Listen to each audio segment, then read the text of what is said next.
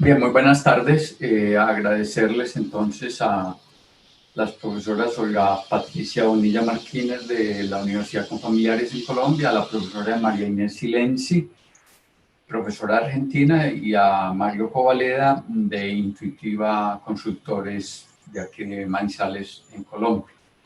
Agradecerles por el gesto, por la participación, por acompañarnos a nosotros en este ejercicio de estos conversatorios que venimos haciendo desde Horizontes Humanos. Este es el segundo ciclo, ya estamos en el cuarto, es decir, llevamos otros dos en paralelo. Este se denomina pensarnos y sentirnos en transiciones sociales y epocales. Esa pregunta por esa transición que estamos ahora en la humanidad, por esta experiencia que no es nueva para la humanidad, pero para nosotros sí es nueva, es distinto, cada uno tiene que vivir a su estilo las realidades. Agradecerles entonces profundamente que estén acá, igual a los distintos asistentes de las redes sociales y, como no, a las instancias de la Universidad de Manizales que han permitido esta transmisión, ante todo al CEDUN, que ha estado muy atento para colaborarnos, para que este evento de Horizontes Humanos de Calcan tenga este despliegue. Nos va a conversar entonces ahora la profesora María Inés Silenzi de Argentina, de la Universidad Nacional del Sur, una profesora que tiene distintas publicaciones, distintas emergencias lingüísticas, de la cual hoy nos va a hablar: filosofía de las emociones y evidencia empírica, alcances y limitaciones. Muchas gracias, María Inés, y tienes 20 minutos para que continúes Perfecto. con tu presentación. A mí, gracias por la oportunidad. Bueno, preparé más o menos, considerando el tiempo que teníamos, consideré un pequeño esquema de 4 partecitas. En una primera parte les cuento cómo inicié esta investigación, luego les desarrollo mi tema actual, algunas aplicaciones y ejemplos, y después comentarios finales. De manera muy general, el origen de mi investigación surge a partir de un problema clave dentro del área de filosofía de la mente o filosofía de las ciencias cognitivas, que es un problema que se denomina problema de marco o frame problem. De manera muy general, no voy a desarrollar este problema, pero me parece interesante para entender cómo he llegado a mi tema actual. Este problema cuestiona de manera muy general cómo los seres humanos, la mayoría de las veces, seleccionamos información relevante con adecuación y prontitud. Es decir, de otra manera, y frente a la toma de decisiones, al momento de tomar una decisión, parecería que los seres humanos seleccionamos la información relevante, la realmente relevante para llevar a cabo esa decisión de una manera absolutamente inmediata, con mucha prontitud y la mayoría de las veces adecuada. Este fenómeno, que tiene que ver cómo seleccionamos información entre la gran cantidad de información que tenemos, y cada vez tenemos más información, es inmediata. Esa prontitud, esa adaptabilidad o esa flexibilidad que tenemos los seres humanos, en el área de disciplina, la inteligencia artificial, es muy difícil de lograr. Que un robot pueda, frente a la toma de decisiones, seleccionar información que sea realmente relevante y con la misma adecuación, la misma prontitud con lo que lo hacemos nosotros. Este es el problema que originó mi tesis doctoral, en realidad. Y a medida que empecé a avanzar, después de rendir, ¿no?, la tesis, me quedé con este fenómeno del problema de marco y empecé a ver, bueno, ¿qué soluciones? ¿Cómo explican esto? ¿Cómo es que los seres humanos seleccionamos tan rápido una decisión? El ejemplo clásico es cuando nos levantamos a la noche y queremos hacer un sándwich. ¿Cómo es que seleccionamos tan rápido lo que tenemos que hacer? Abrir la heladera, agarrar esto, agarrar un cuchillo, abrir el pan. De entre toda la información que tenemos, es inmediato, ¿sí? Y frente a la toma de decisiones de otro tipo también, ¿no? Este fenómeno muchas veces se explica, y ahí me acerco a las emociones, ¿sí? Porque los seres humanos, a diferencia de un agente artificial, tenemos emociones. Una respuesta a este fenómeno, una posible explicación, es que las emociones en los seres humanos ayudan a guiar, a modo de guía, a seleccionar esa información relevante. Es como que frente a la toma de decisiones, con la emotividad, con los diferentes tipos de emociones que tenemos, estas colaboran en seleccionar esa información. Esta sí, esta no, esta me parece agradable, esta me parece desagradable, esta me causa ira, esta me causa alegría, siempre de manera inconsciente, no siempre somos conscientes de qué emociones entran en juego y cómo van recortando esa información. Pero no cabe duda de que las emociones, al seleccionar relevancia, insisto, imagínense la cantidad de información que tenemos en la cabeza a medida que vamos creciendo, y encima con el tema de la globalización, ¿no? La Big Data, tenemos mucha información, y sin embargo las decisiones las tenemos que tomar de manera inmediata. Entonces, bueno, así es que llegué a las emociones. Es clave, cuando explicás en filosofía de la mente distintos procesos o distintos fenómenos como el que les acabo de explicar, el tema de las emociones antes, si tenemos en un paradigma más cognitivista, más duro, si se quiere, el tema de las emociones no tenía mucho que ver, ¿no? Hay una cuestión clásica de que las emociones se ven a veces como vicios o que nos llevan por el mal camino, que son irracionales. Bueno, en la actualidad, en el área de filosofía de la mente o de las ciencias cognitivas, las emociones tienen un rol principal en nuestros procesos cognitivos. Y la función, desde un punto de vista cognitivo que tendría la emoción, es la función de saliencia-relevancia. Es decir, es tomar las emociones y ver, bueno, epistemológicamente, cómo funcionan nuestros procesos cognitivos, considerando que la emoción tiene esta función epistemológica. Hasta ahí esta introducción, cómo llegué al tema que vamos a compartir. Bueno, actualmente, bueno, yo estoy en CONICET también, y cada 2 años tenemos que presentar un proyecto de investigación que dure estos 2 años, después presentamos el informe, etc. Entonces, bueno, lo que presenté este año, que es un poco lo que quiero compartirles, y además está bueno esto del intercambio, quizás podamos colaborar en el desarrollo del proyecto, es qué papel tiene las distintas fuentes de evidencia empírica al examinar el rol epistémico de las emociones en nuestros procesos cognitivos. Y ahí ahora salgo un poco del tema de las emociones para, desde la filosofía, se entienda qué tiene que ver la evidencia empírica. Yo estoy en filosofía de la ciencia, ¿no? Que es una pata en filosofía y otra pata en la ciencia. Hay que empaparse de ambos roles, ¿no?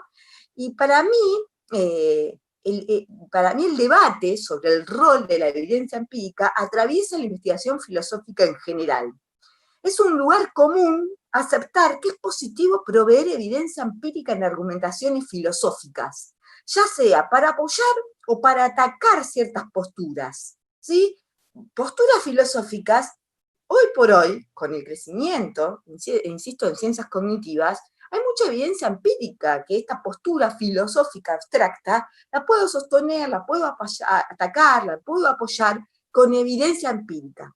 Sin embargo, lo que yo creo que, aunque acuerdo plenamente con el desideratum de usar evidencia empírica siempre que sea posible y apropiado, estoy de acuerdo con eso, creo, sin embargo, que generalmente se pasa por alto un análisis de la relevancia de la evidencia empírica en cuestión, y aún concediendo tal relevancia, también se suele pasar por alto un análisis de la legitimidad de inferencias a partir de los datos empíricos en juego.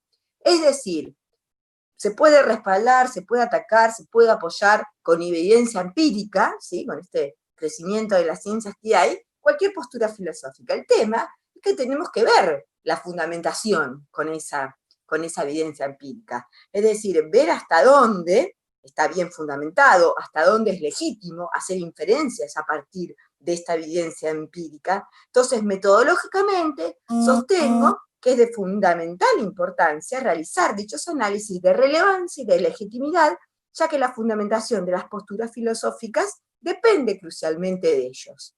Entonces, bueno, este sería un debate general en filosofía, el uso de evidencia empírica, ¿sí? Siempre que sea posible, y en áreas como filosofía de la mente, filosofía de la ciencia, filosofía de las ciencias cognitivas, que puede haber evidencia empírica, en otras áreas de filosofía no, pero en estas me parece importante. Entonces, volviendo al tema de las emociones, y haciendo una revisión de la literatura, puedo observar que muchas veces el significado de las conclusiones sobre la función epistémica de saliencia-relevancia de las emociones depende de la evidencia empírica señalada.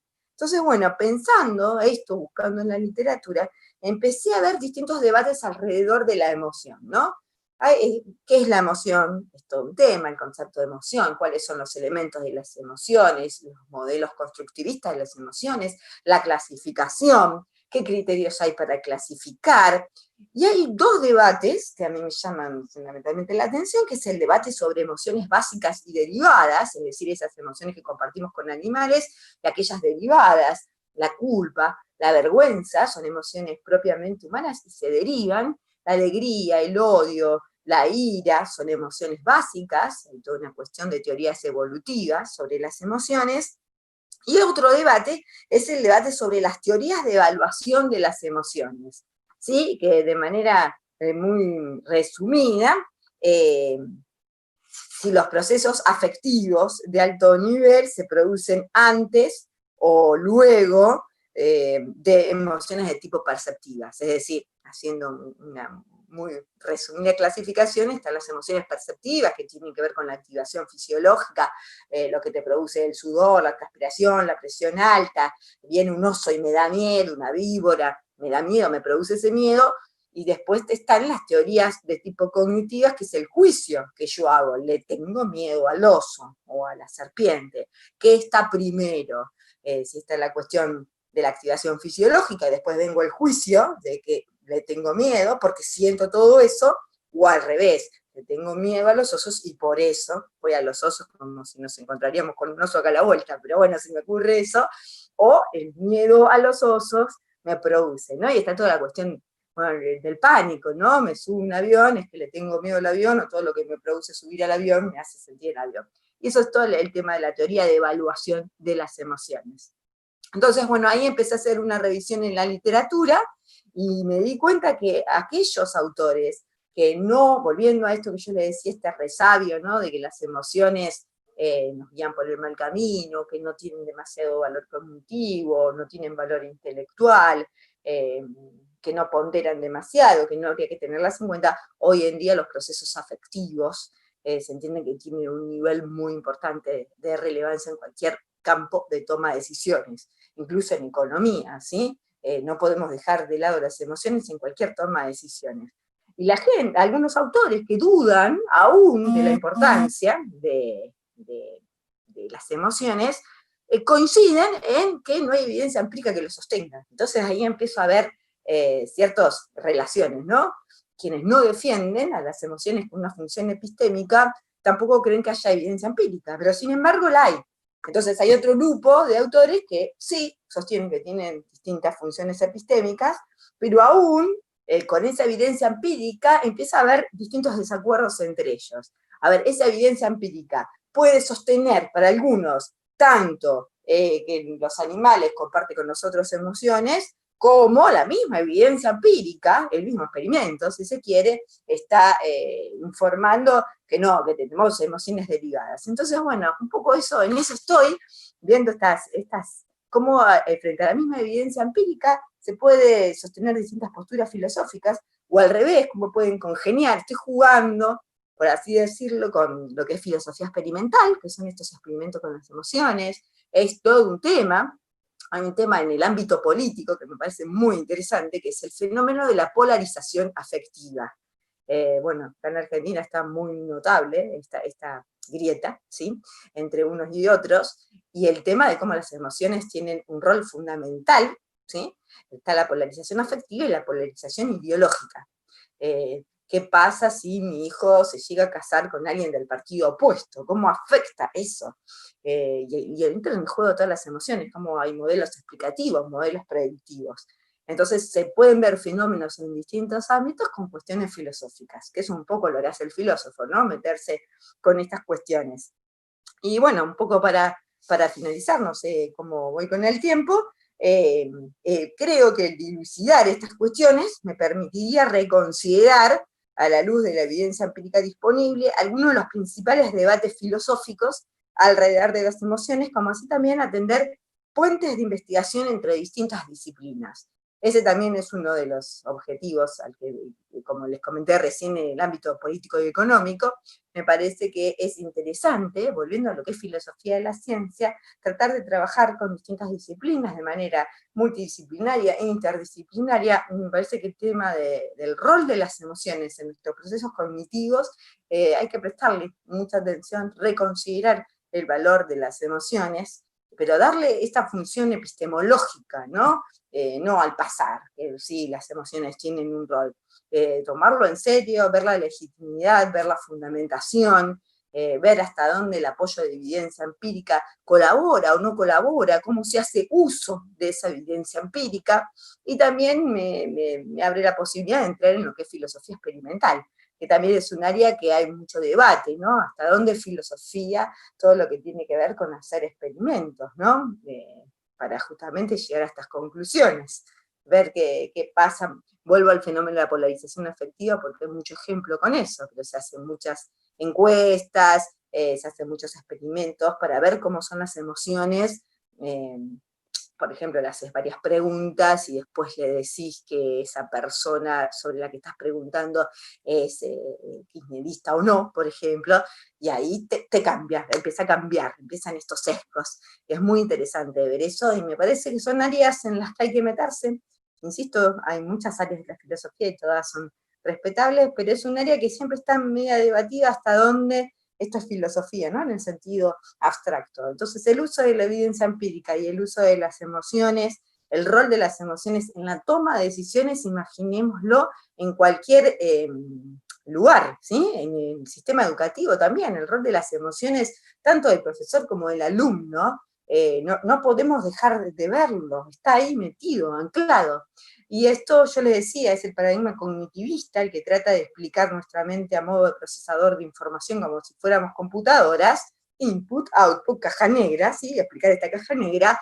Hoy por hoy, lo que se llama el paradigma post-cognitivista empieza a ubicar elementos que el cognitivismo no ha tenido, como por ejemplo el rol de las emociones, en la situación en la que se encuentra la gente. No es lo mismo una toma de decisiones en esta situación que en esta situación. Entonces, considerar que el contexto tiene mucho que ver. Vuelvo a la cuestión de la educación, no es lo mismo un chico en un aula que un chico en un campo donde está aprendiendo, por así decirlo.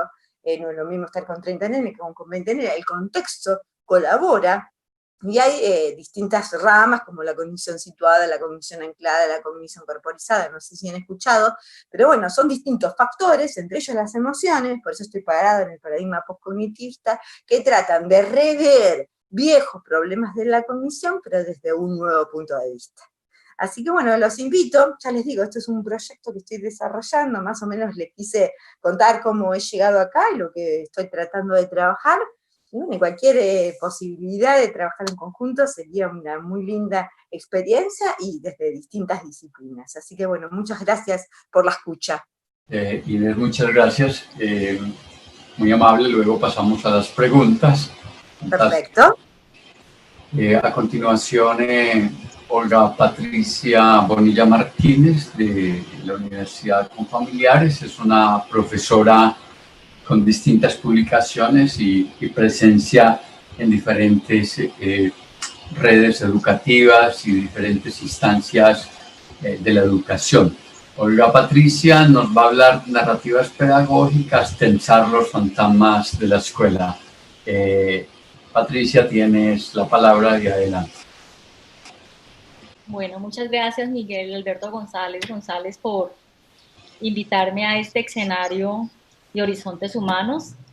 Y hoy les quiero compartir una reflexión que he venido construyendo muy desde narrativas pedagógicas, pero he tratado de avanzarla en la reflexión desde lo que nos convoca este evento de Horizontes Humanos. Voy a compartir un esquema. Voy a compartir un esquema para que por favor entonces me orienten si efectivamente... Se ve, Olga, se ve muy bien. Bueno, muy bien. Este esquema lo vengo, no es una obra, en palabras de Miguel, no es una obra terminada, es una obra pretexto en la que fue motivada por la misma invitación que me hacía Miguel Alberto González para conversar en este encuentro de Horizontes Humanos. Entonces, más adelante, tal vez por la publicación de un próximo libro, salga más fluida, más dialogada, más tensada entre lo que yo quiero exponer. Entonces, las narrativas pedagógicas, pensar en los fantasmas de la escuela. Voy a tratar de explicar el esquema del vértice izquierdo, aunque podría iniciar con el vértice derecho. La idea es que una vez tenga la obra de arte culminada, el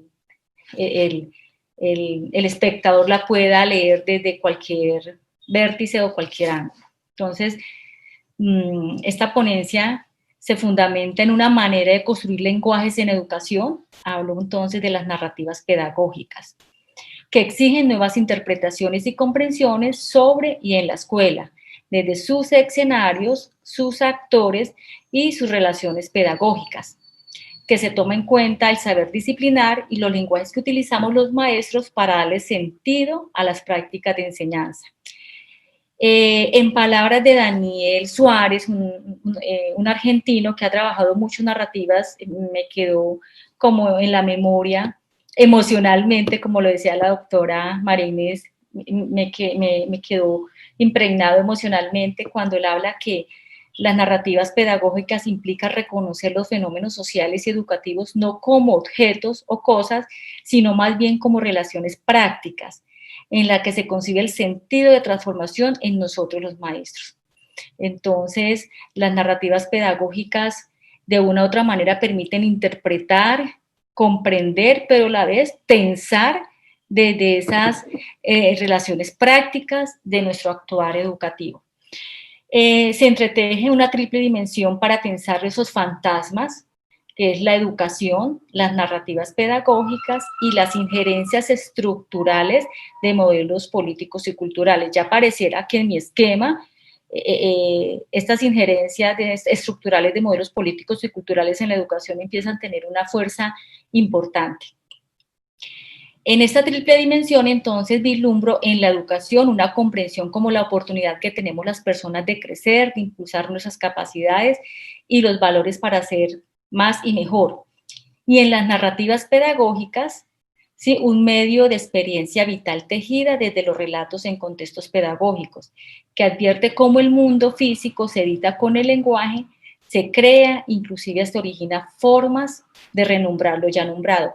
Alguna vez Miguel González me decía, no tenga miedo de renombrar, Olga Patricia, no tenga miedo de renombrar eso que ya fue nombrado, pero que ese nombre muchas veces no cumple con las expectativas de esa realidad que se está construyendo. Entonces, de una u otra manera, este conversar que quiero compartir hoy tiene que ver con esas nuevas formas de editar el lenguaje en contextos educativos.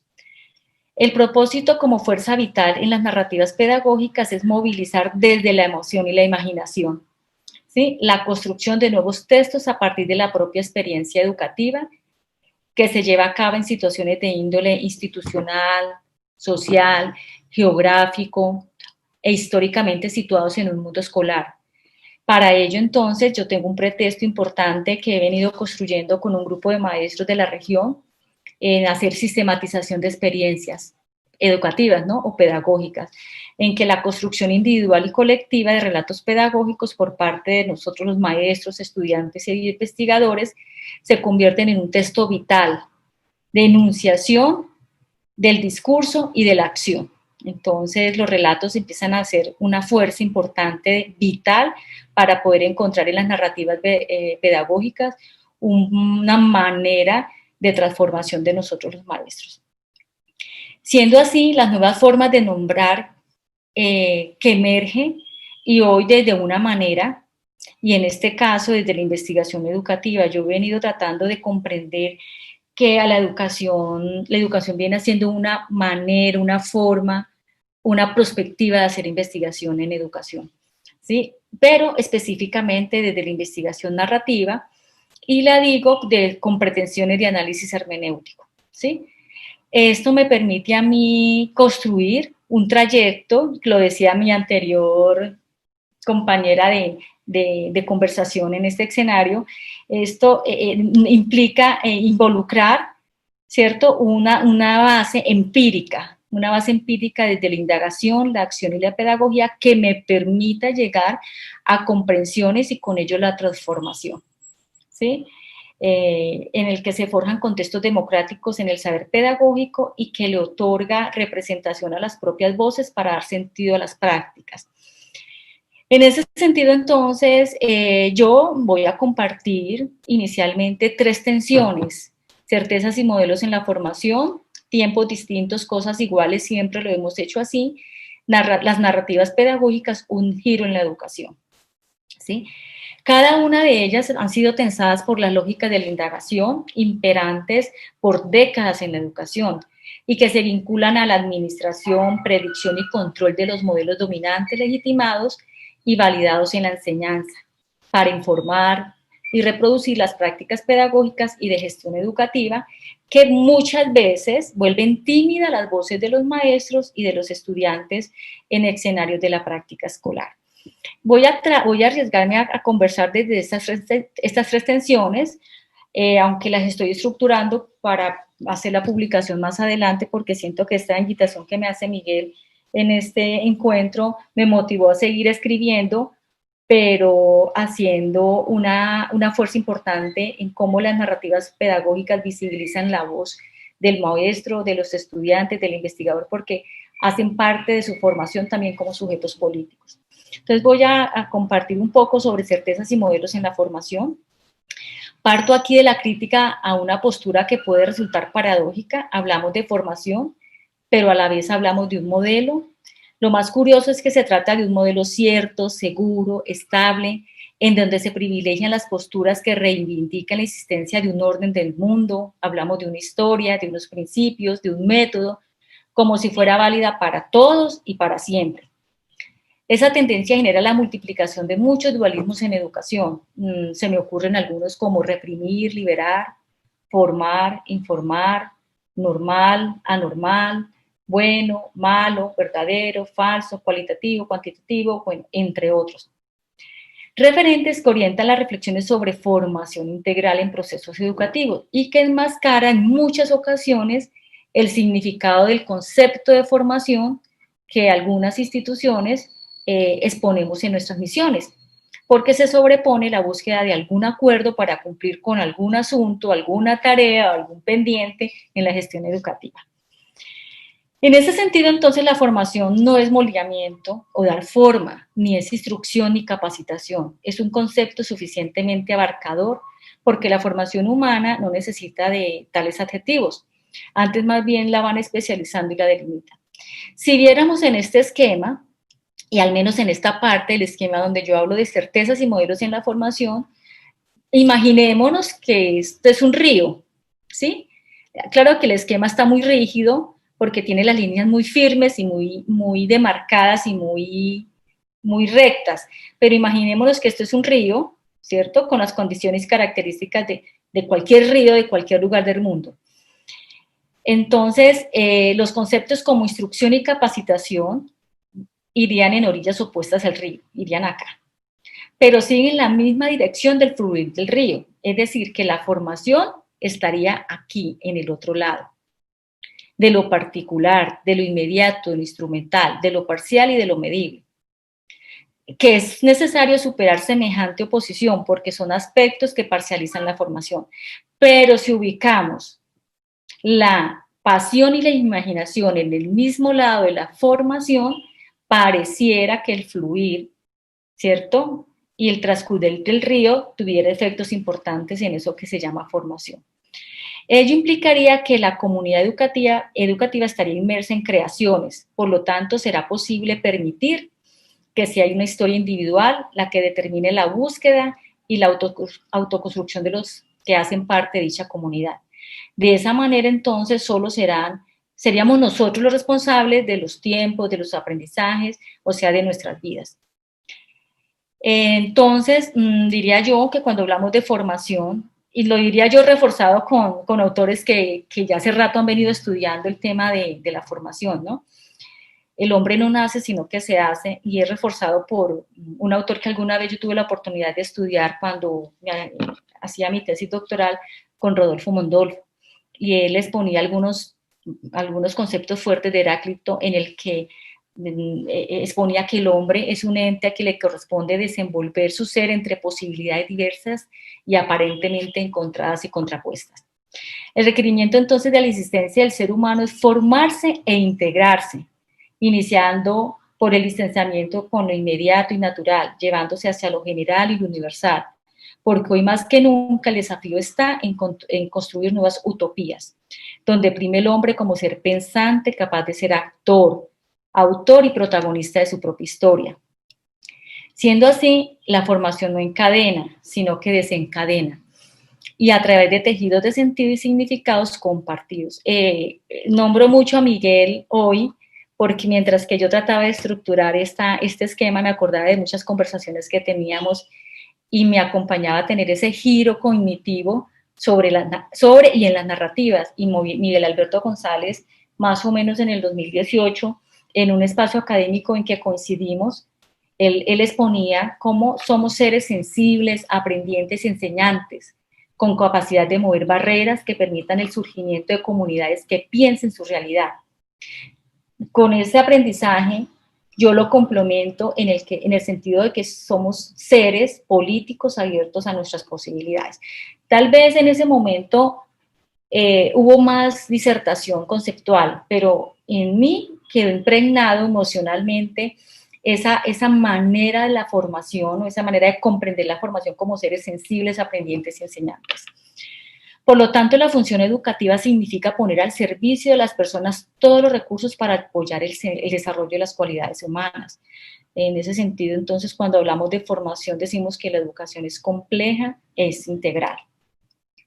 Es compleja en cuanto surgen múltiples posibilidades para su estudio, como entre tejidos biológicos, históricos, simbólicos, sociales, políticos y en este caso comunicativas y especialmente de las narrativas, pero no cualquier narrativa como cuando la palabra narrativa se pone para armonizar un título de una ponencia, como narrativas pedagógicas como una posibilidad de construcción, ¿cierto? Desde los significados y sentidos construidos en un escenario educativo, en el que los relatos nos enseñan a plasmar nuestras convicciones y nuestros comportamientos, nos pueden ayudar a entender y a decir quiénes somos. Es un trenzado que crea microsistemas interdependientes en contextos situados.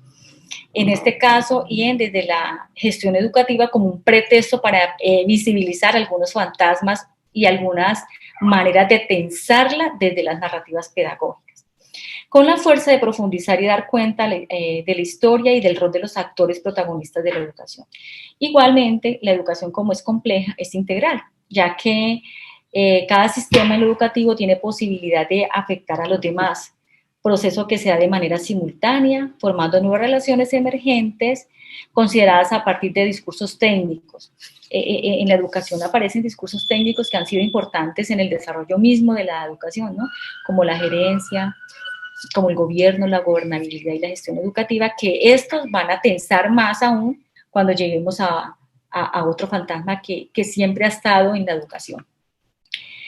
Bueno, son construcciones discursivas sistemáticas que requieren la mirada crítica de quienes pensamos la educación y que obliga a reflexionar sobre la propia perspectiva de lo educativo y de lo humano, de la concepción de mundo, de persona y de lenguaje en la que se dé cuenta por la trascendencia de las acciones para permitir el bien común.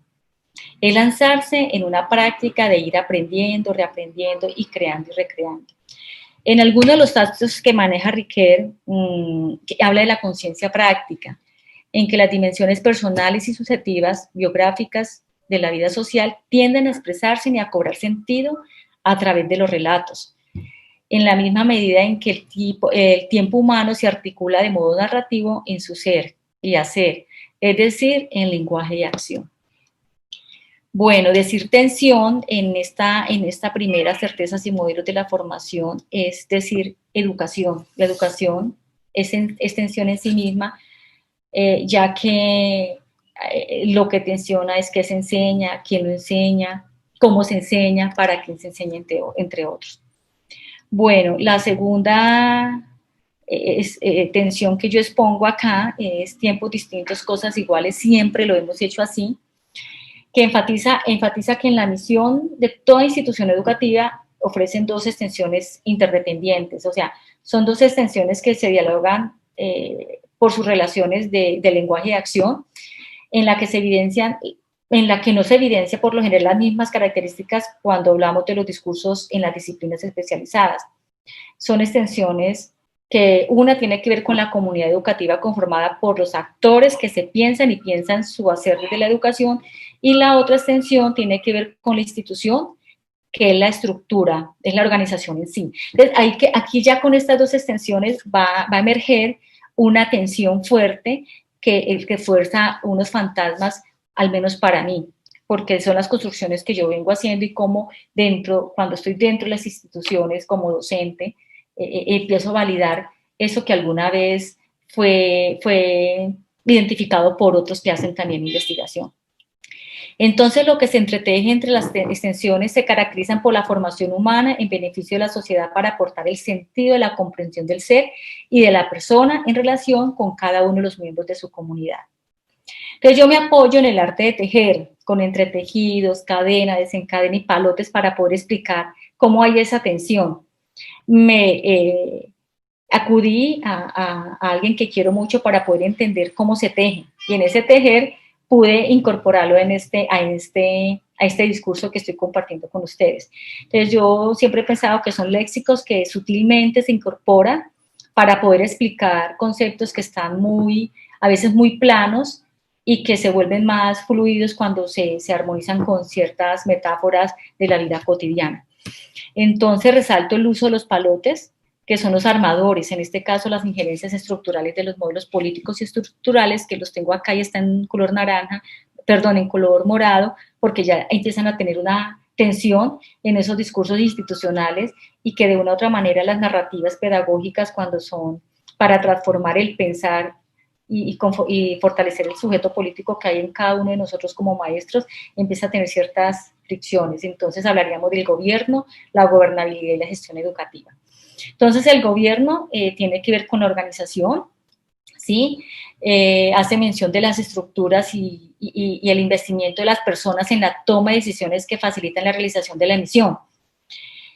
La gobernabilidad, pues, hace referencia, pues, a la legitimidad, es decir, a las personas que de una u otra manera tienen el poder legítimo para la toma de decisiones, y la gestión educativa, pues, tiene que ver con todo lo de efectividad. Digámoslo así, estos tres palotes entonces crean redes de interdependencia. Por ejemplo, entonces hay unas redes que son invisibles para algunos, pero se vuelven visibles cuando se adentran a estos discursos para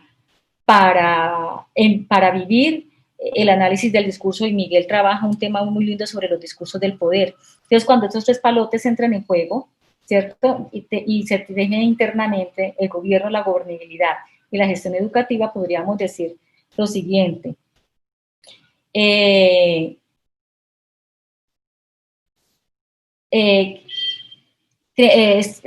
Podríamos decir que hay unas redes de interdependencia, en el sentido en que si existe un buen gobierno, hay una mayor legitimidad, es decir, hay una gobernabilidad.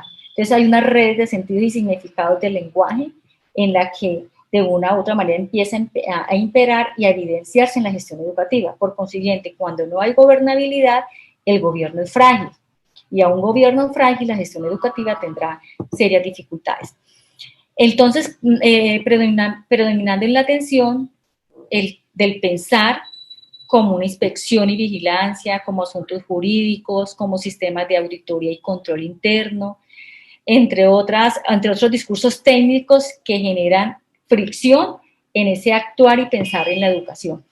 Hace algunos meses inicié la lectura de un libro recomendado por unos académicos de la Universidad Católica de Manizales, El pensar las lógicas no clásicas, de Carlos Eduardo Maldonado, y creo que me acercó a comprender más esos discursos que de una u otra manera friccionan y emergen tensiones cuando hablamos desde las narrativas, en el que nos habla cómo se privilegian en las organizaciones los contextos y tiempos de eficiencia, eficacia, productividad y control social a través de diversas ingenierías sociales. Todo parece estar sujeto a indicadores, tablas, cuadros, medidas, tareas, planes, planeación, prospectiva, estudio de riesgo, estrategia, liderazgo, bueno, y demás.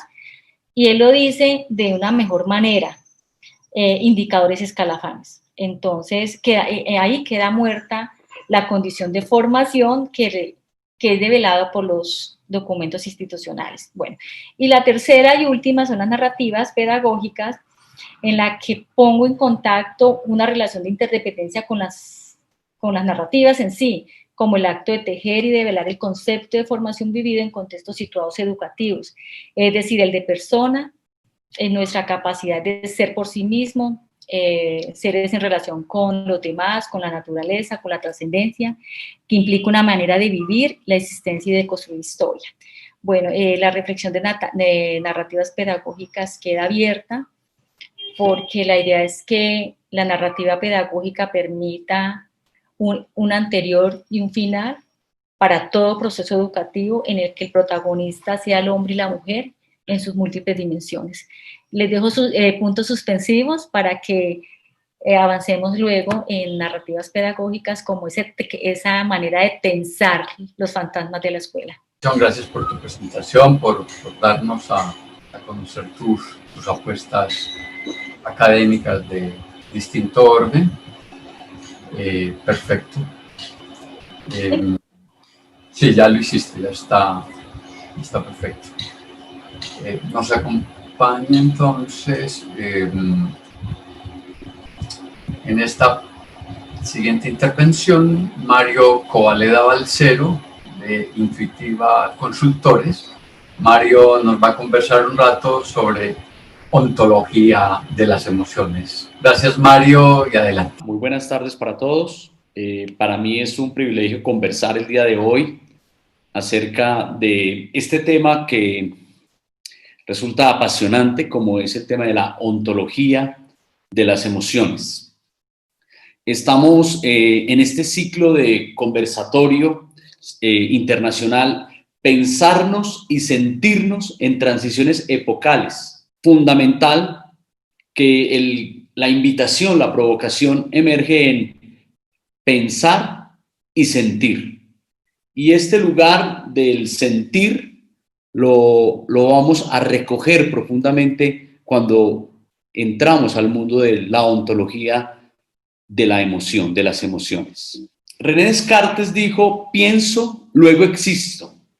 Y una pregunta que nos podríamos hacer es, ¿por qué no habría dicho siento, luego existo? Todo el modelo de la racionalidad de Occidente está fundada sobre esta frase de darle el privilegio al pensamiento como sinónimo de la existencia. En otras palabras, pienso porque existo y existo porque pienso, lo cual deja por fuera o dejó por fuera en este gran momento fundacional de esta racionalidad de Occidente, el lugar de la emoción. Nos educaron en un mundo donde las emociones son oscuras, negativas, malas, buenas. Nos educaron en unos contextos donde se privilegian los procesos del pensamiento. En este sentido, hay una serie de juicios históricos acerca de las emociones, como que las emociones son buenas y malas, que las mujeres son más emocionales que los hombres, que las emociones nos impiden aprender. O sea, es una arbitrariedad en la cual crecimos en esa gran mirada de que somos porque pensamos y no somos porque sentimos, que las emociones influencian negativamente los procesos de la razón, que las emociones son signo de vulnerabilidad y que las emociones hay que controlarlas. Una cantidad de juicios históricos culturales donde hemos dejado por fuera la real activadora de los procesos de aprendizaje, de desarrollo y de transformación de seres humanos, grupos e instituciones como son las emociones. Profundizando un poco más desde los planteamientos de Humberto Maturana. Humberto Maturana, en un escrito de 1991, plantea que las realizaciones humanas resultan de la dinámica relacional provocados por los cambios estructurales generados en el fluir de una emoción a otra. Palabras de Maturana tienen que ver con que las emociones nos permiten la dinámica del fluir relacional, y en esa dinámica del fluir relacional es que los seres humanos nos realizamos. Podemos ir a la acción, nos encontramos, fluimos como sociedad. En este sentido, entonces, es clave decir que las emociones son la materia prima de la acción y el aprendizaje. Entonces, todo ese modelo de pensamiento occidental fundado solo en el valor del pensamiento dejó por fuera la invitada central, dejó por fuera la materia prima fundamental del aprendizaje y la transformación, como son las emociones. Y por esta razón hay dos categorías que son de especial cuidado cuando hablamos de las emociones. La primera categoría es la categoría de la acción. Sin emoción no emerge la acción, y sin emoción no emerge el aprendizaje.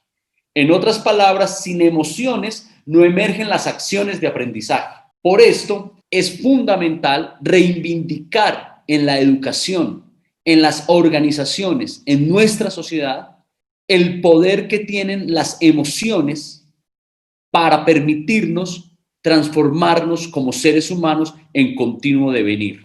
La diferencia esencial entre la emoción y la razón, es que la emoción nos lleva a la acción y la razón nos lleva a conclusiones.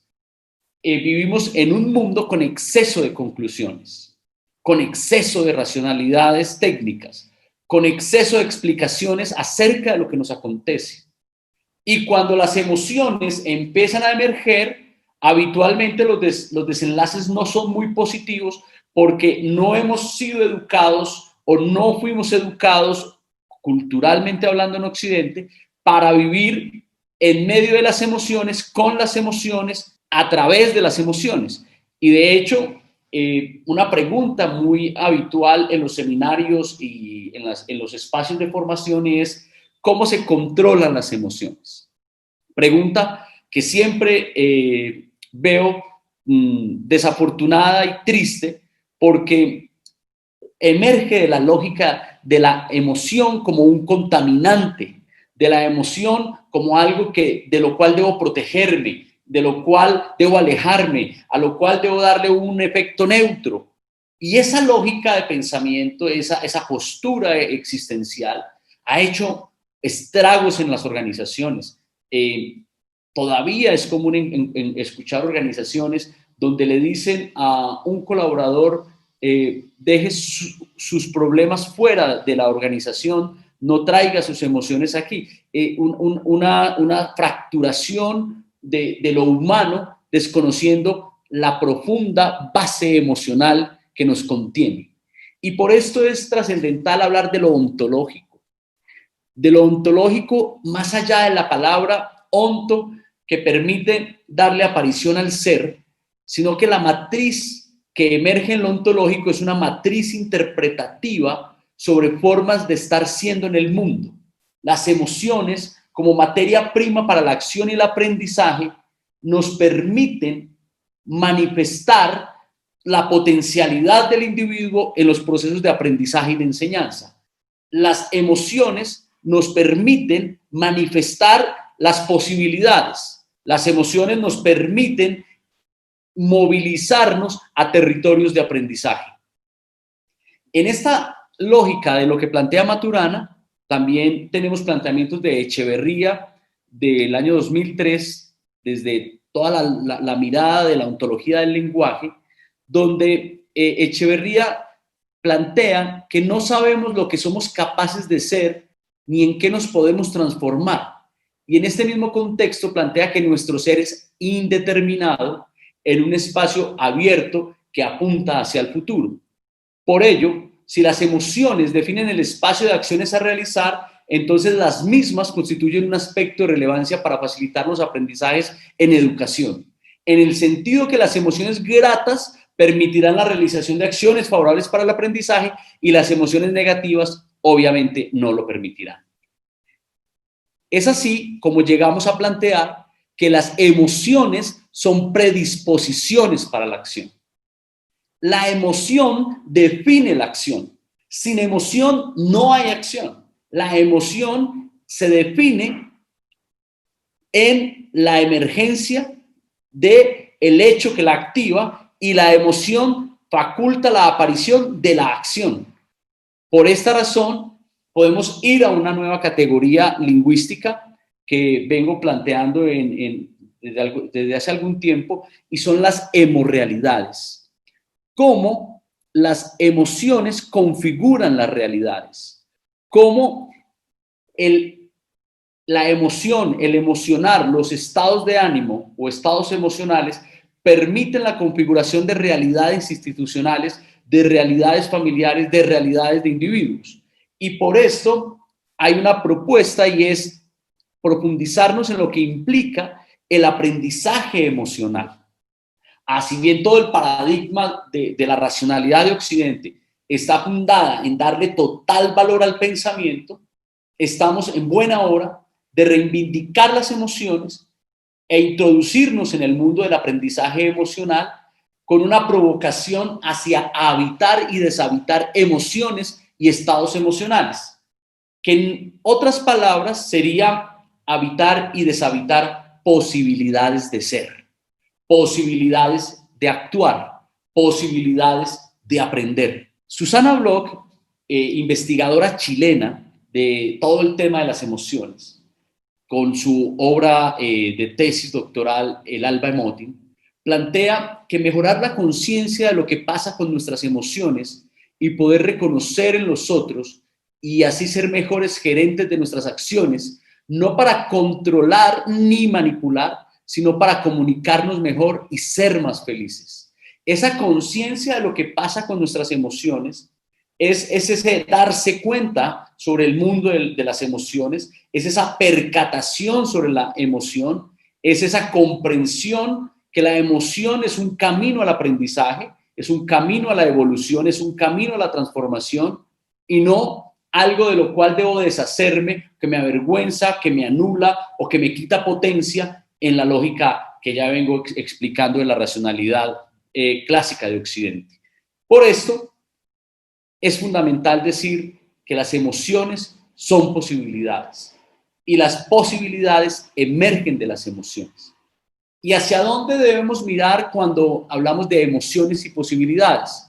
Debemos mirar hacia el diseño del futuro. Si yo tengo la posibilidad de diseñar el futuro desde la potencia generadora del lenguaje, debo preguntarme cuáles emociones son las que requiero para facultar el diseño de ese mundo futuro que anhelo. Llámelo en educación, llámelo en la organización, llamémoslo en la sociedad. La emoción tiene una profunda relación con la posibilidad. Y la posibilidad nos lleva a pensar en diseño de futuro. Porque habitualmente nos quedamos enredados en narrativas narradas por otros ajenos y distintos a nosotros, que nada tienen que ver con nosotros, y por lo tanto narrativas que no generan transformaciones ni agregan valor o sentido en nuestro existir. Por esta razón es clave preguntarnos por cuáles son las emociones que activan las posibilidades que requerimos para el diseño del futuro anhelado. Y es así como hablamos de emociones y posibilidades. La emoción emerge posterior al hecho y depende de la interpretación que damos del hecho o al hecho. Es decir, si la emoción es posterior al hecho y de esa emoción se tiñe de un determinado color, de acuerdo a la interpretación que damos del hecho, volvemos al gran planteamiento de Nietzsche cuando nos decía que no existen hechos, tan solo existen interpretaciones. Es decir, las emociones son interpretaciones que el sujeto hace, ya sea, como decía nuestra compañera de la primera ponencia, para simplificar los procesos de decisión o son interpretaciones que nos permiten amplificar. Con la interpretación emocional yo amplifico o simplifico para ir a la acción. Ahora, cuando un sujeto está demasiado tiempo en una emoción, empieza a configurar aquello que llamamos un estado de ánimo. Es un estado base que posibilita la variación emocional requerida. Cuando ese estado de base, llamado estado de ánimo, es el producto de una emoción muy fuerte, muy contundente, emerge la categoría emoción enraizada. La emoción enraizada es una emoción que se quedó a vivir en el cuerpo, que no transitó. Entonces, no faculta la acción, no faculta el aprendizaje, sino que por el contrario, inhibe al sujeto, lo entrampa, lo enmaraña y evita que el sujeto se mueva hacia los lugares que desea moverse o evita que el sujeto pueda hacer diseño de futuro porque está entrampado emocionalmente. Por esto, se hace clave estar en la examinación del fluir emocional propio de la institución o incluso de una sociedad. Y en esta lógica, pues no voy a profundizar. Cabe preguntarnos, y entonces si las emociones facultan la acción y el aprendizaje, si los estados de ánimo son disposiciones que emergen de las emociones en las cuales estoy más tiempo, y si hay emociones enraizadas que me entrampan, ¿cuáles serían las emociones básicas desde la ontología, desde una mirada de una caracterización ontológica y los efectos de estas emociones básicas en la acción y en el aprendizaje humano? Entonces, continuando con los planteamientos de Susana Bloch, tenemos 6 emociones básicas o primarias en los seres humanos que son biológicamente primitivas, con un sentido evolutivo, que aparecen desde el nacimiento y que están asociados a expresiones faciales y a patrones de respiración propios. Estas emociones, Susana Bloch trabaja con Humberto Maturana en el inicio de su investigación, fundados en toda la teoría desarrollada por Darwin sobre la evolución de las especies, y llegan a este planteamiento de las 6 emociones fundamentales, donde el centro de las emociones es la alegría, y tenemos unas emociones que nos llevan hacia el alejamiento, otras que nos hacen acercarnos a las personas, a los ecosistemas, y otras que permiten generar tensiones o relajaciones. Y este fluir del mundo entre tensión, relajación, alejamiento, acercamiento, en esta dinámica de estas 6 emociones básicas, son las que abren o cierran caminos para la existencia humana, activan o desactivan la posibilidad de ir a la acción y nos permiten pensar en el diseño del futuro. Por esta razón, entonces, para ir a la fase final de estas comprensiones, debemos poner sobre la mesa 3 categorías: emociones, estados de ánimo y emociones enraizadas. La emoción emerge después del evento que cambia mi predisposición. El estado de ánimo es un, entre comillas, atrapamiento en una emoción que me permite hacer variaciones emocionales. Y las emociones enraizadas son emociones en las que quedamos enmarañados, que hacen que quedemos atrapados en la posibilidad de diseñar futuro o de ir a la acción. Y desde esta mirada ontológica, también debemos plantear que así seamos tan claros en proponer 6 emociones básicas, existen emociones secundarias, mixtas e hibridaciones emocionales. Es decir, también es muy peligroso, altamente riesgoso, desde lo ontológico, darnos el permiso de ir a un reduccionismo emocional y en plantear que solo son 6 emociones y pare de contar y no hay nada más que ver. No. También se hace relevante desde una mirada ontológica a las emociones, clarificar que pueden emerger múltiples emociones secundarias, mixtas e híbridos emocionales que permiten ese fluir de lo que podemos distinguir como un fluir emocional. Los seres humanos somos en la medida que somos emocionales. nos transformamos en la medida que permitimos que las emociones emerjan, que las emociones fluyan y que las emociones hagan su aparición. Y finalmente, para cerrar, quiero plantear algunas provocaciones finales llamadas los desafíos emocionales en metáforas y analogías de nuestra sociedad en tiempos de pandemia. Emociones empacadas al vacío, que son emociones para consumir después, emociones que se aplazan, chatarra emocional, que son emociones que guardamos, que dejamos dentro de nuestro ser o de nuestro vivir o de nuestro cuerpo, pendientes para una posible disposición posterior. Tenemos emociones simuladas que son emociones que están en medio de dinámicas de ocultamiento, emociones fantasma que aparecen cuando nadie las espera, generando, digamos que, bloqueos en el fluir emocional de los sujetos, emociones desempleadas, emociones que no están cumpliendo un rol activador, dinamizador de la acción o el aprendizaje, y emociones sin emoción, emociones vacías, emociones que no tienen la potencia transformadora del devenir emocional de los seres humanos. En esta lógica, entonces, hago una aproximación a la ontología de las emociones para todos ustedes. Mario, muchas gracias. Con mucho gusto, profe.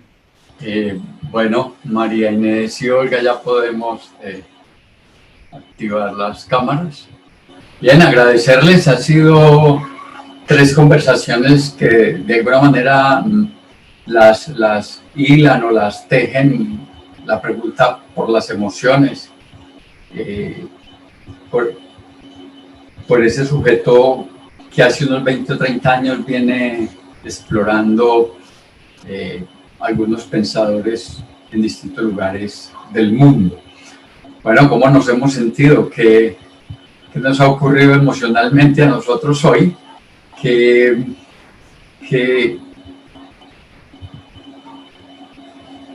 cuando nosotros estábamos preparando esta conversación, todos estamos haciendo el discurso, se nos ocurren unos libros y no otros. ¿Cuáles fueron los 2 o 3 libros que decidieron acudir y los 2 o 3 libros que dijeron no los voy a tocar por razón de tiempo o por lo que fuera? En el mismo orden del desorden organizativo, para que entonces tengamos la palabra María Inés y Olga y Mario.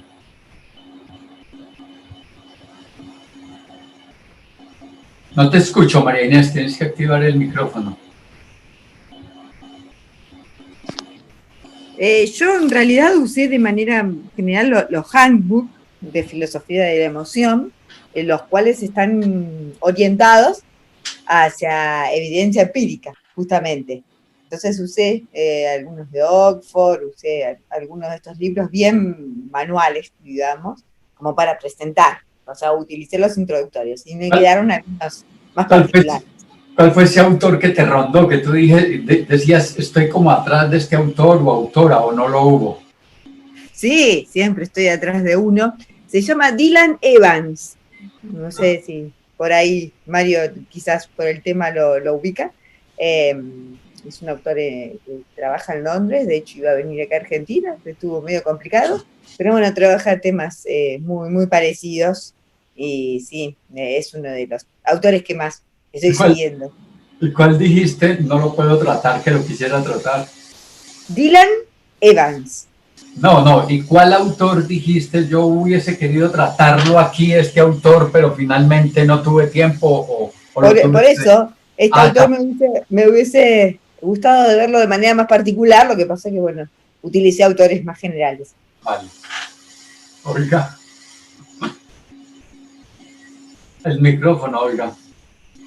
A mí me pasó algo curioso, Miguel Alberto González, y fue que yo empecé a recordar conversaciones. Yo mandé al carajo autores.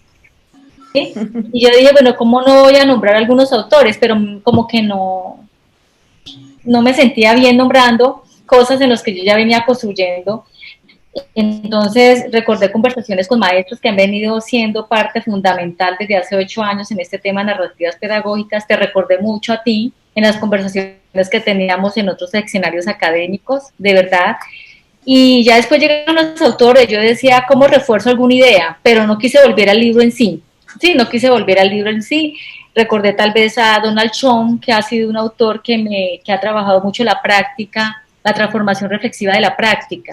Entonces lo traje, pero no volví al texto. Recordé como cosas, Bolívar con su texto que me ha encantado de biografía, autobiografía, como investigación narrativa, pero no quise volver a él. Entonces empecé a escribir, me pasó algo curioso, empecé a escribir y de hecho hablaba con mi suegra porque ella teje. Entonces yo volví, fue algo muy lindo. Y siento que este pretexto de invitación que tú haces parte en mí como una Olga antes de y una Olga después de, ¿sí? Entonces, lo que yo construí fue mucho de recuperar conversaciones que cuando tal vez compartía en ese conversar no estaba preparada para avanzar porque estaba muy pegada de autores. Pero ahora siento que los autores son un referente muy lindo, ¿sí? Son un referente muy lindo. Y voy a adentrarme a estudiar la obra Riquet porque me seduce emocionalmente para trabajar todo el tiempo y narrativa. Pero eso va a llegar más adelante, ¿cierto? Lo estoy balbuceando, lo reviso, lo contemplo, abro el texto, pero siento que lo más importante de este evento es recordar conversaciones. Y las últimas, con una comunidad académica muy buena, de grandes intelectuales de la Universidad Católica de Manizales, me provocaron escuchar, entender y empezar a leer otros libros. Gracias, Olga. Mario. Estás al aire. No, ponle el micrófono. Libros, textos claves en los planteamientos. El alba de las emociones, de Susana Bloch, o investigadora con Humberto Maturana. Ontología del lenguaje, de Rafael Echeverría. Y un texto muy bello que se llama Ontología de las conversaciones, de Humberto Maturana, del año 89, que es un texto que descubrí recientemente y que he podido disfrutar muchísimo, donde hay un capítulo específico sobre el entrelazamiento que emerge en el emocionar, cuando el emocionar activa el cuerpo con el habla, con las emociones mismas, y ese emocionar como una posibilidad de movimiento. Libros que hubiera querido revisar un poco más a fondo o que sí que no traje, por ejemplo, algunos estudios de un neurólogo e investigador canadiense que se llama Donald Kane, quien está trabajando la potencia del emocionar en el aprendizaje. Me parece que hubiera sido interesante. También hubiera querido trabajar Brené Brown, una investigadora estadounidense que plantea el poder de la vulnerabilidad, un libro maravilloso. La vulnerabilidad como un estado anímico o un estado emocional fundamental para el buen vivir. Y Brian Nelson, que es otro autor que tiene un libro bellísimo que se llama El Código Emocional. Eso sería un poco, profe. Gracias, Mario. Acordándome de esto de la edición de la realidad, ¿cómo sería de divertido si todos los que están por las redes, que están acá por YouTube, por esta plataforma Zoom, y nosotros, los conferencistas, tuviéramos que ponernos de pantalla completa? ¿Qué pasaría del ombligo para abajo?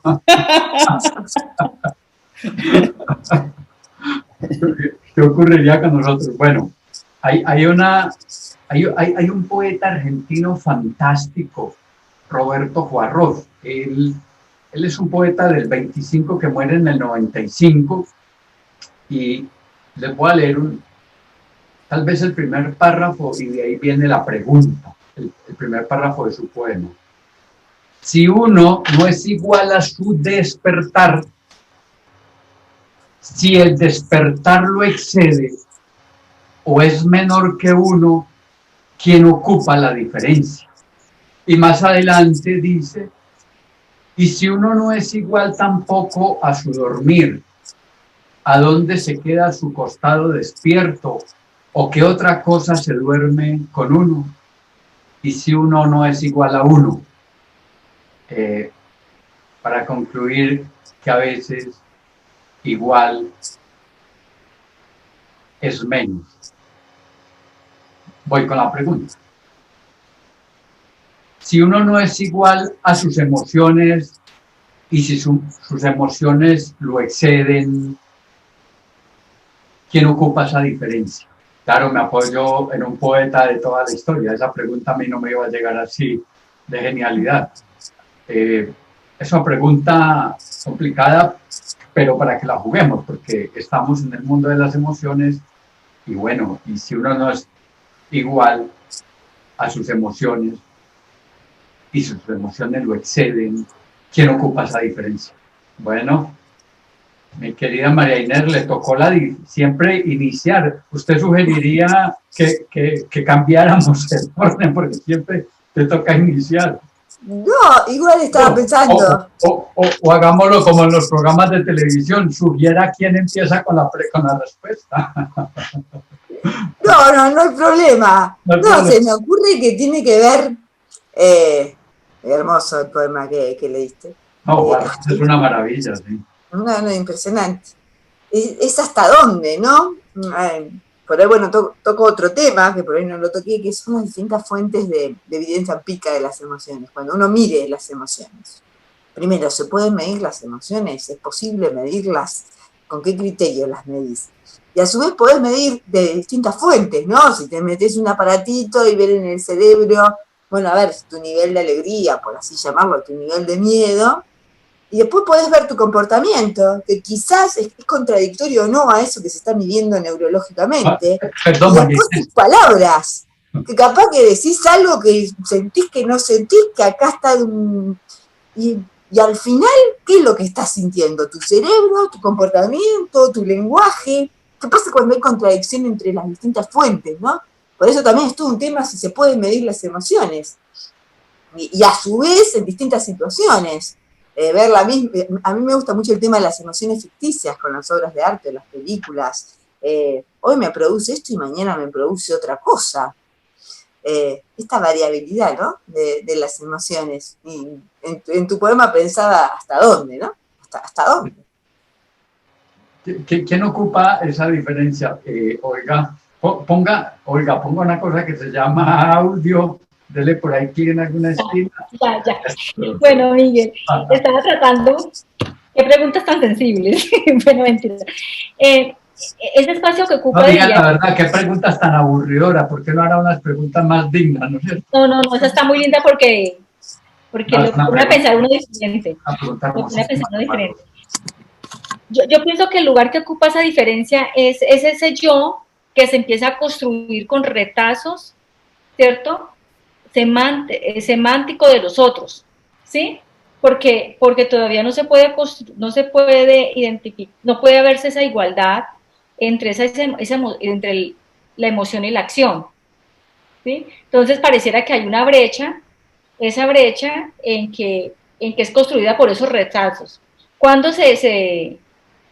aflora? Cuando tengo la capacidad de volverlo objetivo, ¿cierto? O instrumental a través de un relato en mi discurso. Entonces, es ese yo que se reconstruye a partir de esos retazos semánticamente de los otros. Mario.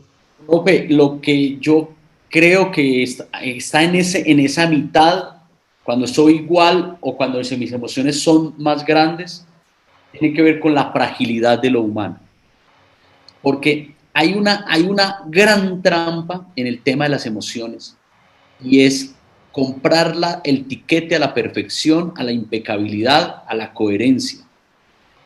Si eres coherente, entonces fluye en esta lógica con tu emoción y resulta que lo que hay en la brecha entre quien estoy siendo y quien debería ser es mi humana fragilidad, mi legítima fragilidad, mi humana posibilidad de ser imperfecto en el movimiento emocional. Vale, yo tengo una apuesta que se llama lenguajes de los poderes, y es que todos los poderes tienen lenguajes, no es el discurso del poder, porque cada poder tiene discurso, pero yo hablo de los lenguajes de los poderes, tiene distintos lenguajes.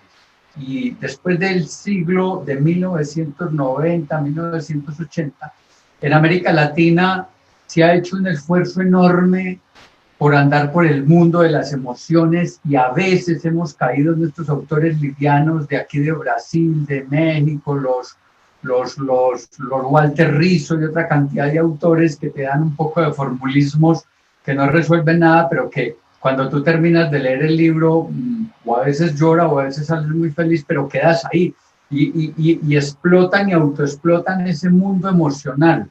Nuestros discursos frente a eso, ¿cómo están? Porque sinceramente a mí me preocupa el viaje a la emoción por el cual está viajando a veces América Latina, cuando es un continente que todavía no ha entrado a la razón, cuando es un continente en general excedido de emociones. Es decir, uno se acuesta y la emoción casi siempre lo excede y se levanta siempre excedido de emoción, y muchas cosas ocurren por el exceso de emoción en América Latina. Pues empecemos con alguien que no sea María Inés, y con alguien que puede ser Olga o Mario, cualquiera de los dos. El micrófono, ella.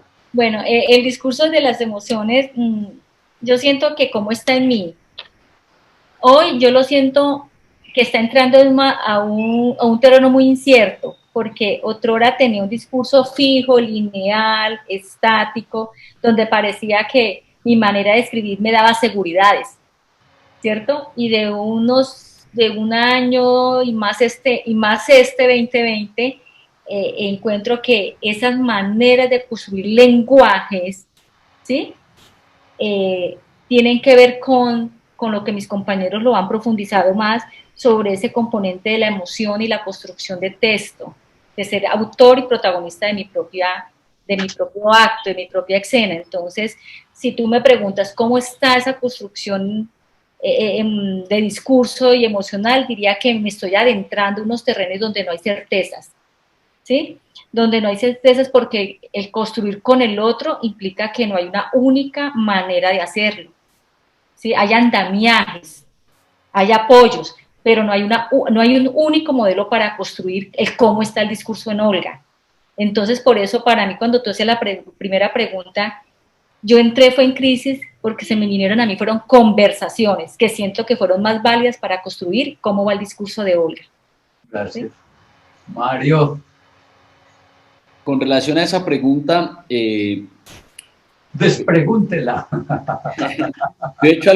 Yo he hecho algunos escritos asociados a nosotros en nuestra sociedad, en América Latina, tenemos un exceso de oferta, de una liviandad conceptual que yo llamo mercachiflismo emocional.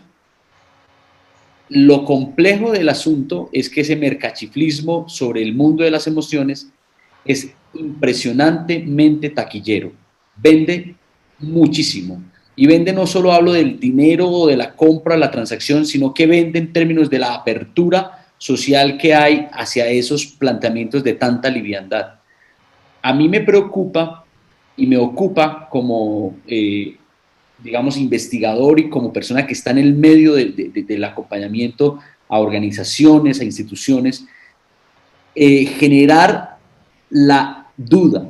Me gusta ser un generador de la duda, promover la sospecha, poner en tensión, porque con toda seguridad estamos en una sobreoferta de propuestas muy livianas que lo que pueden generar o pueden estar generando es un enajenamiento emocional con tintes de camino profundo, serio, técnico, y a veces no se encuentra dicha profundidad.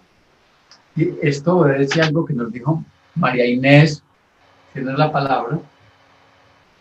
Coincido con los chicos en esta cantidad de posibilidades, en la validez de cada una de ellas, y en lo difícil que es validarlas, porque no hay certezas. Me gustó lo que decía Olga, ¿no? Que hay andamiajes particulares, personales, y a su vez sociales. Y un tema que se me ocurre que está relacionado con la cuestión, bueno, del concepto, qué significa cada uno de los conceptos emocionales, la relación con la experiencia emocional, ¿no? La experiencia es otra cosa y el concepto es otra cosa. Y sin embargo, en los distintos discursos, el concepto abre distintas experiencias, y por eso la incerteza, y la cuestión, insisto con la cuestión epistemológica, para ver esa validez, esa fundamentación, esa certeza, a partir del lenguaje de la emoción, que coincido que está esa liviandad que dice Mario, ¿no? Coincido con los chicos y me parece que hay mucha tela para cortar epistemológica. Bueno, ya para ir cerrando, ¿qué discurso de nuestro compañero o compañera me llevo? Es decir, yo, María Inés, ¿qué me llevo de Olga, de Mario? Yo de Olga, ¿qué me llevo de María y Mario? Y Mario, ¿qué me llevo de Olga y María? No había notado que Mario y María son los complementos en los nombres, ¿no? El complemento masculino y femenino del nombre, como existen en la mayoría de los nombres en el mundo. Particularmente me parece que están súper relacionados los temas. Bien la ontología, bien la cuestión del aprendizaje, está el tema de la emoción, nos atraviesa los tres, y los puntos de vista son distintos por las disciplinas que estamos manejando, pero me interesó mucho. Me parece que Mario profundizó muchas de las cuestiones que yo dije al principio, de cómo se consideraba la emoción antes. Me pareció muy interesante cómo lo retomó, y esto de la emoción para la acción, comparto absolutamente, y a mí de Olga me pareció que lo aplicó, como que quizás, no sé cuál es la formación de Mario, pero lo vi más abstracto, más filosófico, si se quiere, y me pareció que Olga lo llevó al terreno de la experiencia educativa, al plano más concreto. Me pareció muy interesante el trabajo interdisciplinar, no sé si funcionó, si estaba planeado, pero la verdad que lo atravesó. Bueno, yo me llevo de Mario y de María dos temas que me parecen que hacen parte y complementan el discurso de la narrativa pedagógica, y yo lo pongo en la base, que es toda la evidencia empírica desde lo que implica la indagación, la acción, ¿cierto? Y las prácticas pedagógicas. Entonces me gusta como cuando María lo menciona como la evidencia empírica leída desde una fuerza teórica de la filosofía de la mente, me parece interesante. Y de Mario me parece muy, muy rico cómo despliega el concepto de la emoción define la acción, porque en últimas palabras, cuando se hace investigación educativa y trabajamos en contextos educativos y hacemos investigación en educación, no para, sino en, lo primero que uno empieza es a construir su relato desde sus emociones, sus particularidades. No reflexionamos teóricamente la emoción, sino que construimos desde cada uno una manera que nos permita después hacer el análisis. Entonces, yo me llevo de cada uno es la importancia de la evidencia empírica, no para quedarnos pensando instrumental ni positivamente, sino para que sea un soporte de inicio, de iniciación. Y de Mario, el tema de la emoción que define la acción. ¿Listo? Bueno, gracias. De María, me gusta mucho esa contrastación que hace en su apuesta entre los constructos epistémicos, filosóficos, versus la evidencia empírica. O sea, cómo entretejerlos, cómo contrastarlos, cómo cruzarlos, cómo ponerlos en tensión. Me gustó mucho eso, me gustó. Y me parece de alto valor, de muy alto valor. En el caso de Olga, me empieza a envolver con la narrativa como base o como casi como una balsa en un río hacia el aprendizaje. No sé, yo siento una metáfora muy bella en la propuesta de las narrativas en pedagogías vivas, en pedagogías activas. Y yo estaba muy, muy encarretado. Sin embargo, hay un punto que me tocó y tiene que ver con los tejidos. ¿Sí? Es ese trabajo de vivencia testimonial, de vivencia profunda, donde habla, o sea, yo encuentro muy sinérgica la metáfora de la narrativa con el tejido. Y me gustó mucho cómo hiciste ese cierre atravesado por tu experiencia personal. Me pareció muy bonito. Muchas gracias. Bueno, y muchas gracias por las respuestas, muchas gracias a los asistentes en las distintas redes. por los conceptos que van dando y la validación de los distintos discursos. En estos momentos hay un problema por el cómo estamos jugando, yo no sé si un problema, pero una manera cómo estamos jugando, cómo comprendemos la vida desde el juego, cómo incluso en las familias y en los espacios tenemos que reinventarnos en el juego para desaburrirnos de no poder salir o cosas como esas. Si usted, María Inés, Mario y Olga, tuvieran que invitarnos a jugar a los asistentes de las redes que tenemos y a nosotros, ¿a qué juego nos invitarían? Juego, no nos vayan a poner a hacer tareas ni juego, a mí no me vaya a poner a pensar, pónganme a jugar, a trotar, pero juego. ¿A qué juego nos llevarían para los tres? ¿A qué juego? Dicen que las sociedades también se conocen no solo por cómo ríen, sino también por el cómo juegan. ¿Yo puedo empezar? Hombre, es un juego. Yo los invitaría a jugar escondite. ¡Qué bueno! Entonces, a escondernos y a preguntarle al otro, ¿dónde estoy? ¿Sí? ¿Dónde estoy? Se escondió. Tenemos que adivinar dónde se escondió Mario. Este Mario no tiene risa. Yo los invitaría a jugar escondite, profe. Fantástico.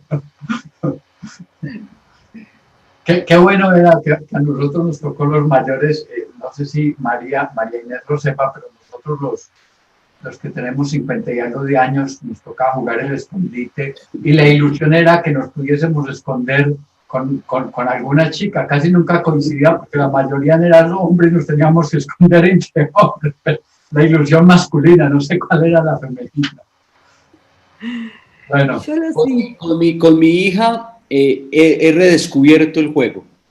Se me había olvidado jugar. Se me había olvidado la potencia del juego, se me había olvidado la magia del juego, la posibilidad, las posibilidades que entrega el juego como territorio de ocio para la creatividad. Sí, señor. Me dice José Fernando Pantoja Ocampo que lo que yo propuse se llama escondite americano. Sí, señor, escondite americano. Así era. Bueno, gracias José Fernando Pantoja Ocampo, gracias por la claridad. Bueno, tiene la palabra Olga y María. No, yo coincido con Mario. Bueno, yo también tengo una hija de 5 años, así que también me invita a jugar. Volvés a ser nena otra vez. Y ellos juegan entre ellos a la escondida por el celular, por Zoom. Y jugaron como hace Mario, con la diferencia de que lo que hacen es, bueno, te escondes en un lugar de la casa y muestran con el celular el lugar de la casa y vos tenés que descubrir si está abajo de la cama, atrás del ropero. Yo, qué manera de jugar con el celular. Y redescubren, porque no pueden jugar de otra manera, a jugar a la escondida por medio del Zoom, así como estamos nosotros, y me parece muy interesante. Y otra cosa que juega mucho es hacer experimentos. Mamá, vamos a hacer experimentos. Digo, ¿a qué quiere jugar? Y es agarrar cosas y armar, dice que arma robots, y está buena porque es inventar, buscar cualquier elemento, y después le ponemos voces y creamos cosas, y está entretenida horas, torquitas, clavitos, y me parece como la imaginación es impresionante, cómo te enseñan. Bueno, pero ¿tú qué juegos nos llevas tú? Eso es el juego de los niños. Sí, bueno, los invito a eso mismo, pero es un juego inventar, crear, sí. A partir de elementos chiquitos. Y el escondite, adaptarlo a las situaciones de hoy. Vale. Olga. Juego que es ritmo. A ese juego que se llama ritmo. Entonces, sí. Entonces es rico porque es la coordinación motora, la coordinación oral, bueno, muchas cosas. Entonces los invitaría a jugar a ritmo. Yo no sé cómo se llamará, pero yo le decía que eso se llama ritmo, su atención, por favor. Digo toda la canción cuando me dicen cómo se llama. Yo digo ritmo, palmas. Palmas. Es a ritmo. Ya. Yo los invitaría a jugar ajedrez, pero hay uno que aprendí en estas semanas que es con cartas y es el que más mentiras corran el juego. Me parece una cosa súper divertidísima y no se lo explicaría acá porque nos toma bastante tiempo, pero os invitaría a jugar cartas y son como 7 cartas y usted tira un número, pero usted verá si dice la verdad que ese es el número o es mentira y el otro tiene que descubrir si usted está diciendo si es mentira o es verdad. Y es mucho reírse uno porque es una manera impresionante de reírse bueno y de jugar. Bueno, pero hay muchos otros juegos. Agradecerles sinceramente a ustedes dos, agradecerles, perdón, a ustedes tres, profundamente por lo que dijeron, por lo que compartieron, a cada una de las personas que se encuentran acá y pedirles que se despidan con dos, cómo nos sentimos hoy y despedirse de la gente que nos está escuchando y del programa. Esto se llama La Voz de Manzanares y la emisora La Voz de Manzanares, que lo escucha mi papá. Yo les agradezco la oportunidad, insisto, con la posibilidad de intercambiar con distintos países, con distintas áreas de investigación, con distintas formaciones. Me parece que posibilita en esta pandemia, ¿no? Un poco que nos conectemos de esta manera, pero me parece muy, muy enriquecedor, un tema que cada uno nos está trabajando de distinta manera, como nos aúna. Así que yo les agradezco la escucha, les agradezco la atención, me parecieron, Miguel, muy interesantes tus intervenciones y este tipo de preguntas. Me pareció muy interesante esto de a partir de un poema preguntarnos algo. No estoy acostumbrada, la verdad que me pareció muy, muy lindo. Y bueno, y queda abierto para seguir trabajando en conjunto, por supuesto. Sí, antes de que sigan las otras dos, ustedes tres, ya nosotros vamos a hacer un libro de las distintas publicaciones, los anteriores ya saben, entonces ustedes, para que preparen sus textos, no nos interesan normas APA ni nada, envíen los textos como quieran, normas APA y normas de Vancouver y todo eso se pueden acostar a dormir con el libro que vamos a hacer, es como ustedes quieran hacer el libro. Así que ustedes envían un texto, nosotros vamos a hacer un libro, le vamos a colocar ISBN y todas esas cosas y lo vamos a poner en las distintas páginas que tenemos, pero nada de normas, ustedes verán cómo lo escriben, como ustedes estén más felices, hacen la escritura, si es lo que quieran. Entonces, no por primera vez, pero sí de las pocas veces nos hemos decidido hacer unos 3 libros de Horizontes Humanos que tienen que ver con estas ponencias, donde nada de normas, la norma soy yo veré qué pongo, es decir, lo que está encajado en mí, cómo quiero jugar con el libro y cómo quiero que el otro me lean, ¿vale? Buenísimo, gracias por la invitación entonces. Vale, siguiente y cerramos. Bueno, no, muchas gracias Miguel, porque son espacios que le permiten a uno entrar en crisis también, porque son maneras diferentes de romper esas normalidades. Esta es una nueva normalidad para mí, en no pegarme a ese discurso que yo venía, que no podía hablar si no estaba cobijada y apoyada de ciertos autores. Hoy me arriesgué a partir de las conversaciones. Me parece interesante la propuesta de escribir un libro y en mi esquema está, que para mí es importante las normas APA, en mi esquema está hacer un hilo conductor que no pierda quien te va a leer, pero me voy a dejar llevar. De todas formas, muchas gracias. Yo creo que ese es el llamado que uno debe buscar en la educación, construir utopías. Y si yo invito a construir desde lo que somos, yo pienso que este es un ejemplo de permitirnos a los que decimos a los otros construir utopías, pues construyamos una de ellas. Oiga, ¿cómo se sintió? ¿Con nervios, contenta, alegre con la gente? No, yo estaba muy feliz, Miguel, porque yo estaba esperando cualquier cosa de usted. Yo dije, ¿con qué va a salir, Miguel?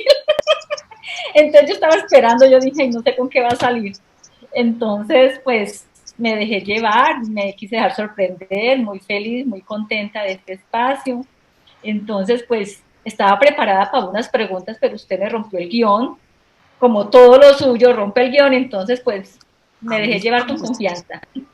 Bueno, yo me sentí muy a gusto, sentí satisfacción de escuchar y aprender de las invitadas de hoy. Sentí complementariedad, sentí sinergia. Miguel, yo creo que hay un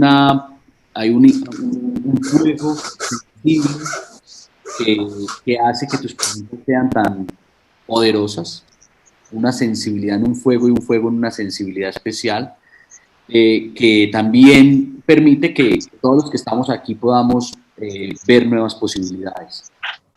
Yo me voy muy agradecido. Todas las veces que yo pueda participar o que Intuitiva Consultores pueda participar, lo haremos.